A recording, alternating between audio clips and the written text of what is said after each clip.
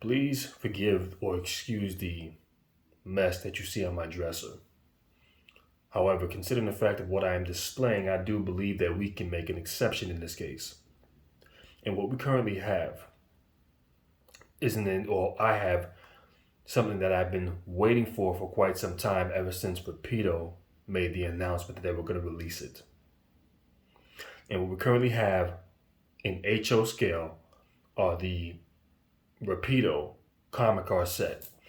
On the left hand side, you have the CDOT, also known as CDOT, and on the right hand side, you have Metro North.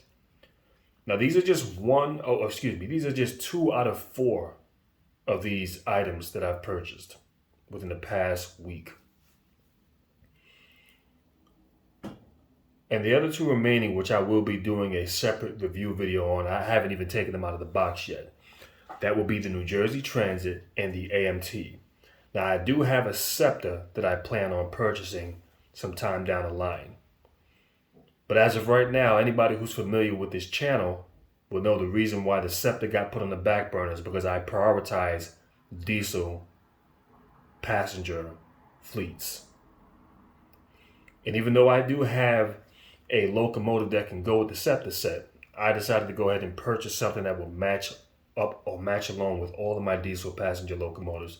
So this is pretty much how I decided to go forth with this operation. The Scepter will probably be the last thing that I purchase. I would like to purchase more coaches to go along to maybe make the fleets just a little bit longer. These are 3-car fleets. Both are coupled into engines. I typically like to run about 4.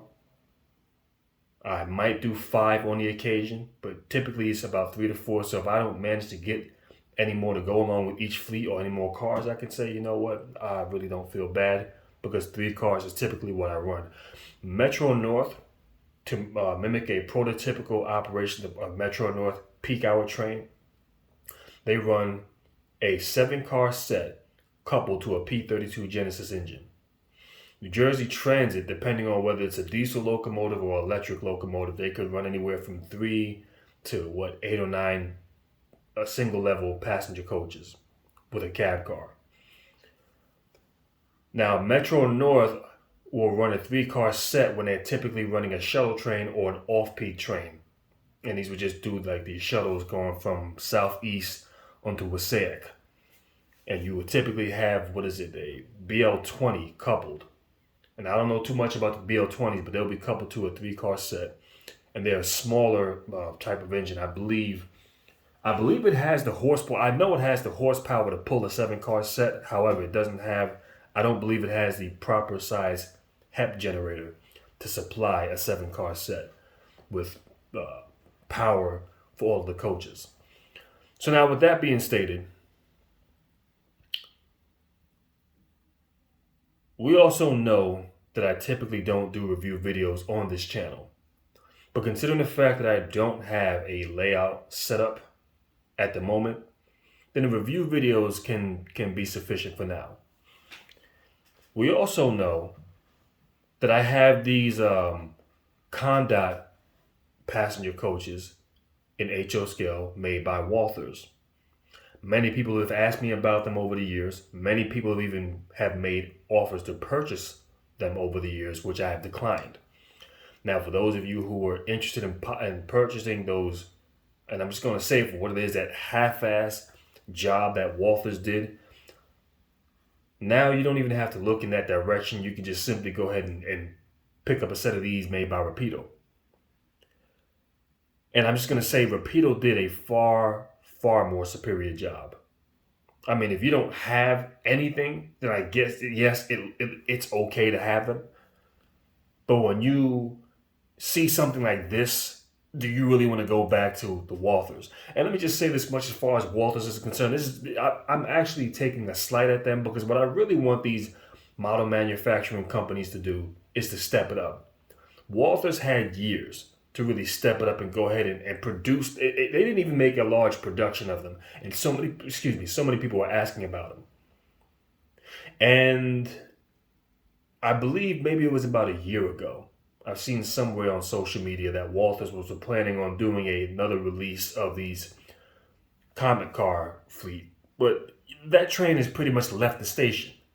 It's done. Just leave it alone because it's not even going. You're not going to make any money off of it. The train has already left this. Now, if Walthers does a job like this compared to what Rapido did, then they might have a chance. But if they do another half-ass job the way they did, then just leave it alone. Like I stated before, the train has already left the station. So now with that being stated, we also know that I have this in O scale made by Atlas. Now, Atlas actually did a fairly decent job. I got 2 sets of them, one in Metro North and one in the New Jersey Transit.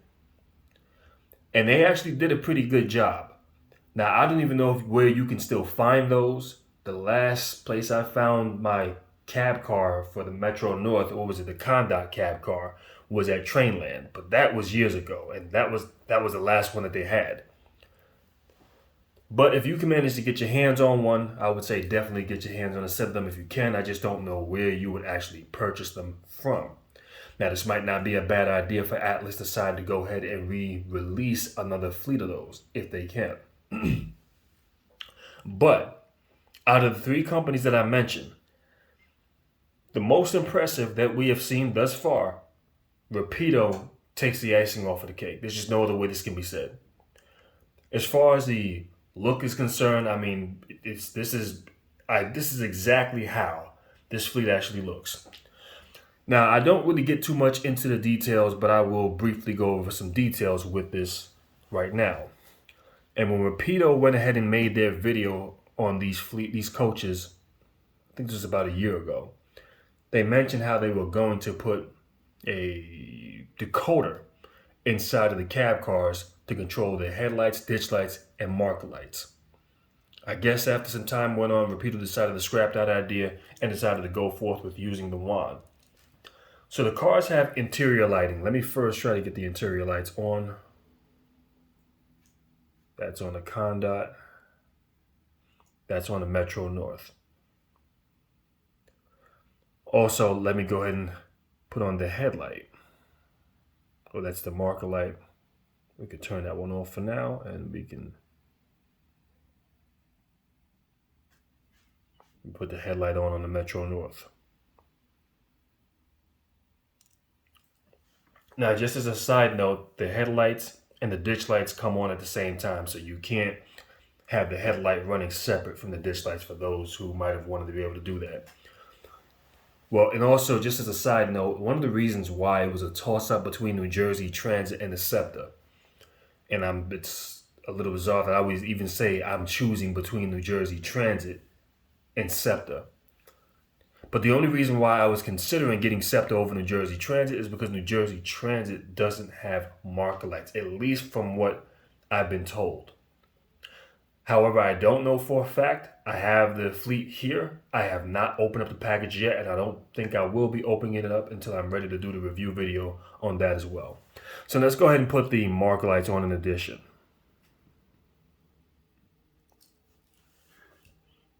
So there we have it. Even though you shouldn't see it running with marker lights and headlights and ditch lights at the same time. So we're going to cut the marker lights off. And I want to just briefly take note of the differences. Let me see if I can get some light on this right here. The first thing I want to mention, and this is at the bottom, is the snow plow that the magnet is getting stuck to the coupler, is a plow that they put at the bottom of each cab car. This is something that you don't see in Walthers on their HO scale fleets that they made. And this is something that Atlas didn't put on their O scale fleets of these very same cars that they have. However, they did decide to do it on the bi-level Bombardier set that they released back in 2017 for the New Jersey Transit, and I believe a few other railroads they made it for. AMT was another one. And I remember this distinctively because those platforms caused me some problems a couple of times because they were running so low that they would get caught up on the rail joiners. I don't know if you can see it, but where the rails were joined, they would just get hung up there. So I had to file a few of those down in order for it to make the clearance. So now that that's mentioned, One of the differences that I've noticed here, and this is on the Conda, is that you have these lift ring hooks on both sides of the cab car. It also is on the back of the cab car as well. And now this is exclusive only to this particular car. So Rapido took the time to actually make this identical and to match them for how they really are.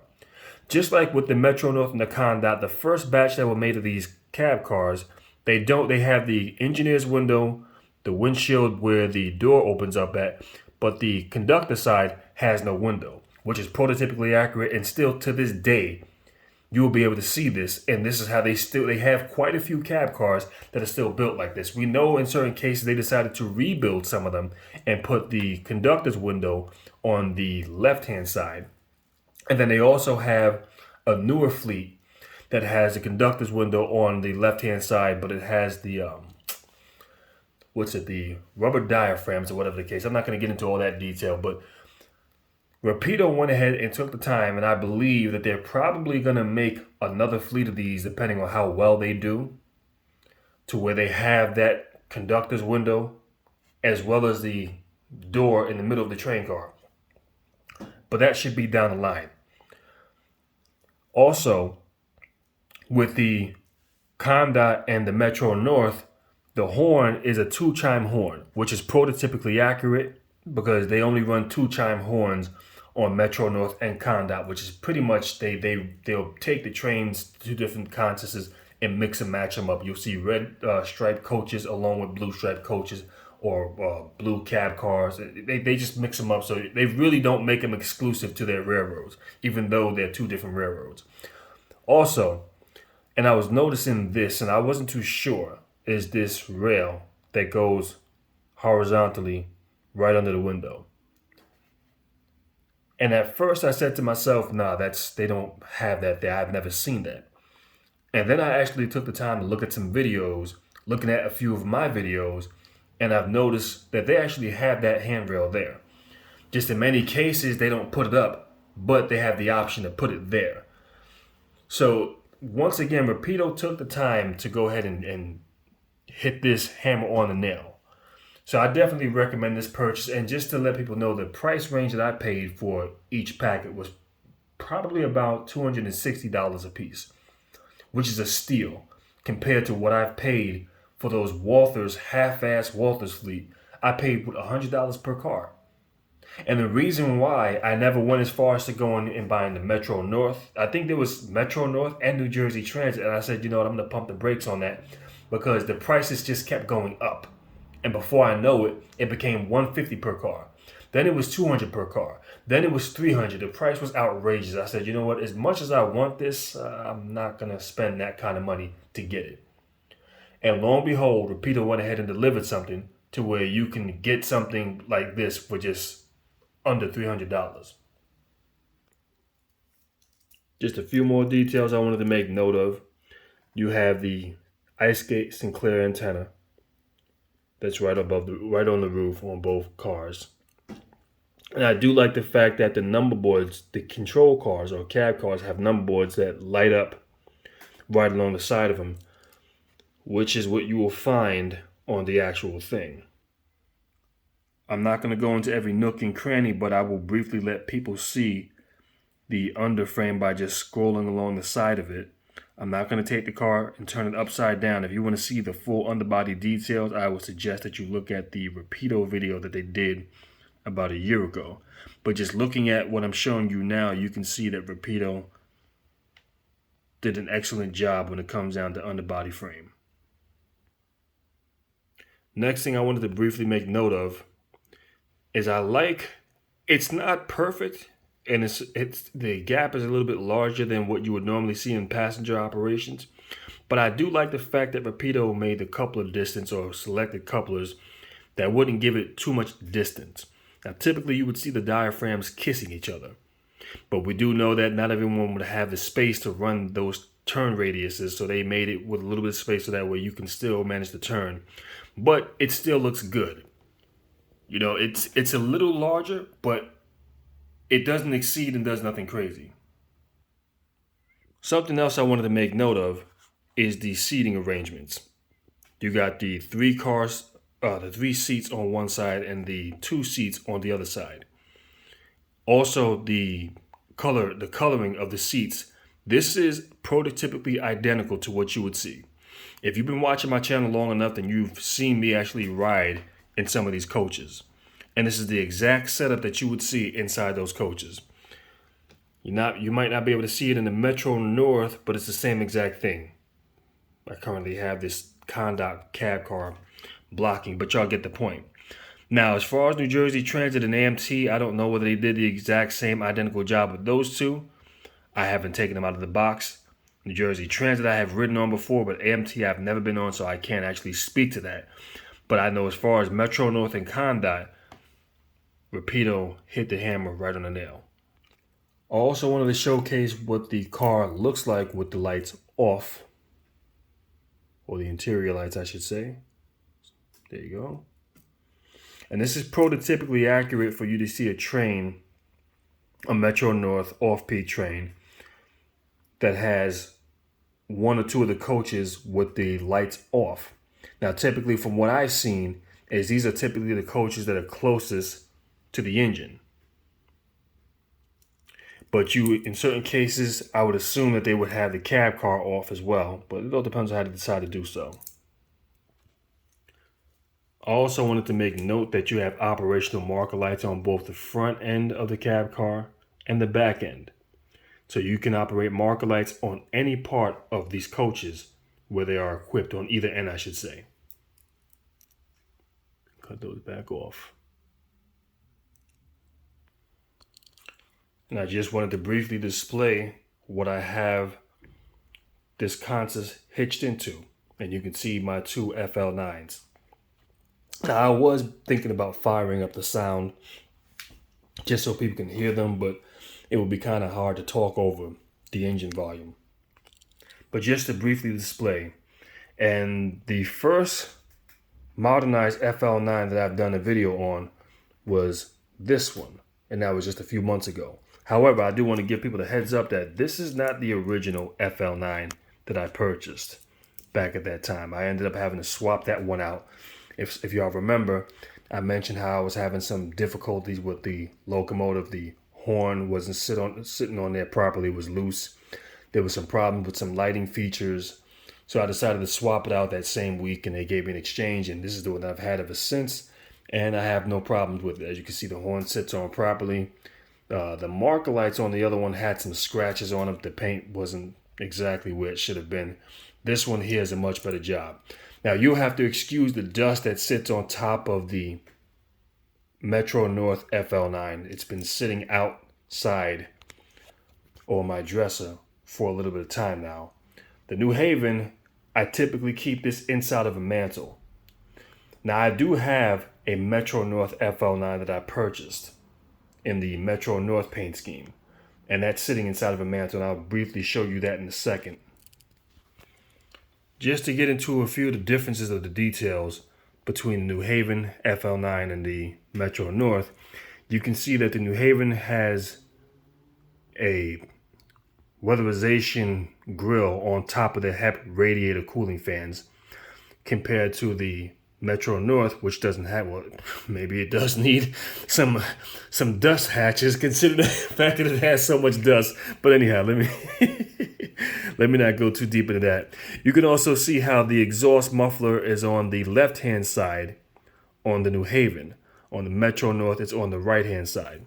I decided to just have them sitting here, put the marker lights on them, and just have them not making any noise. The marker lights would be a good look to just have it hitched in along with the consist.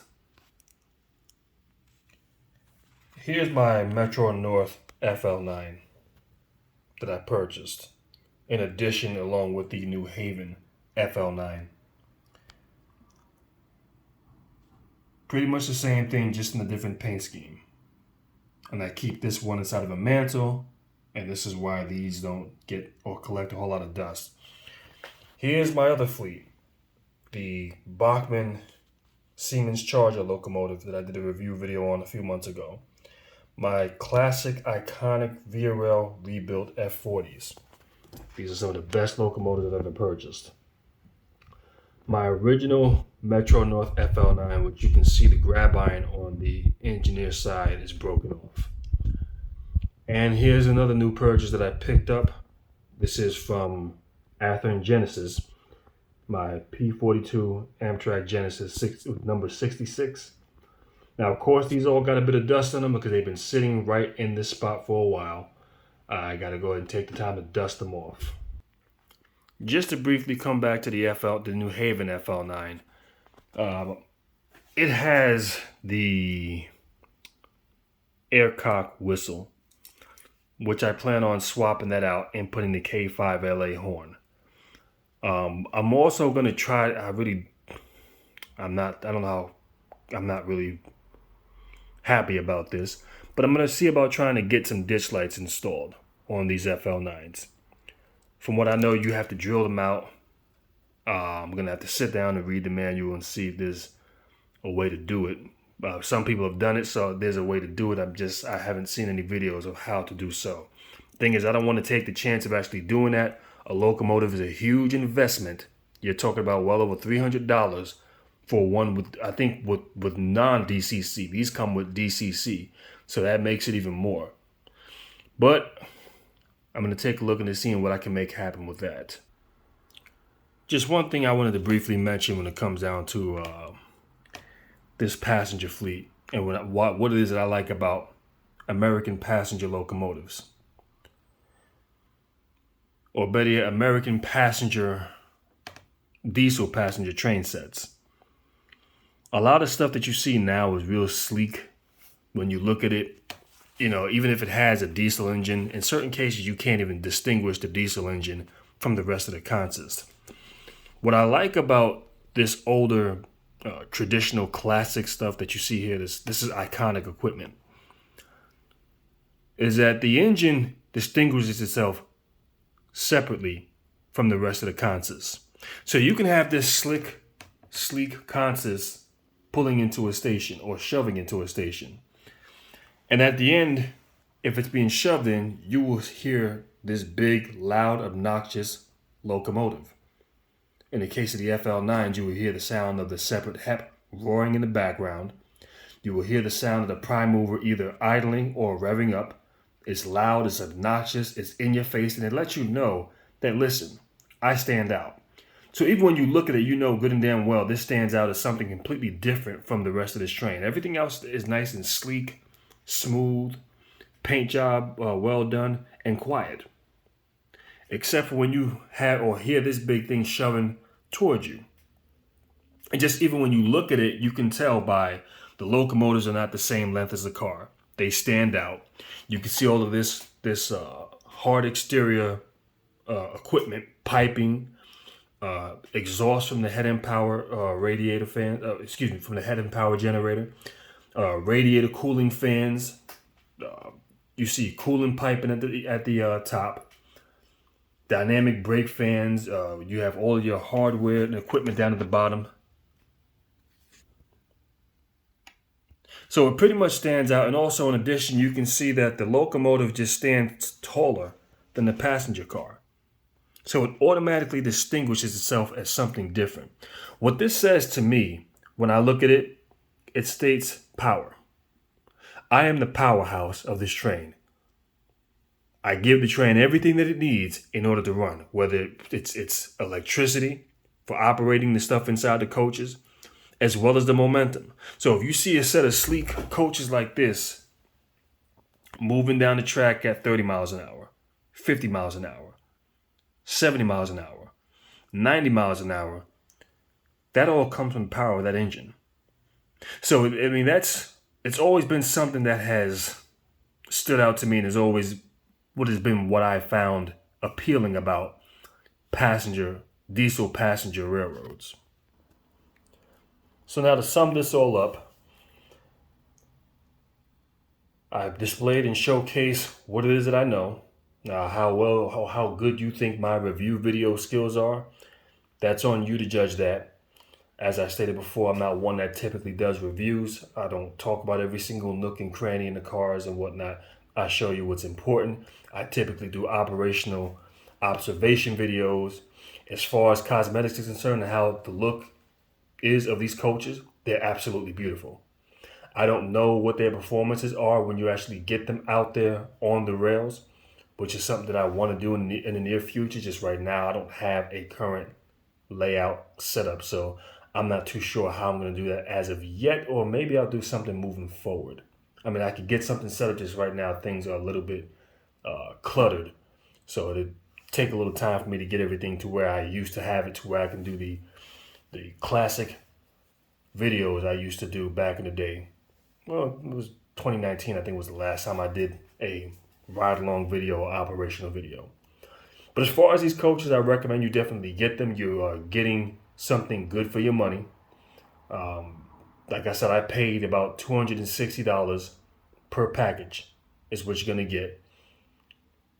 In other cases, you have people selling, like the Walthers, stuff with just the basic and the bare minimum effort put into it, and they're selling them for over $200 or $300 per car.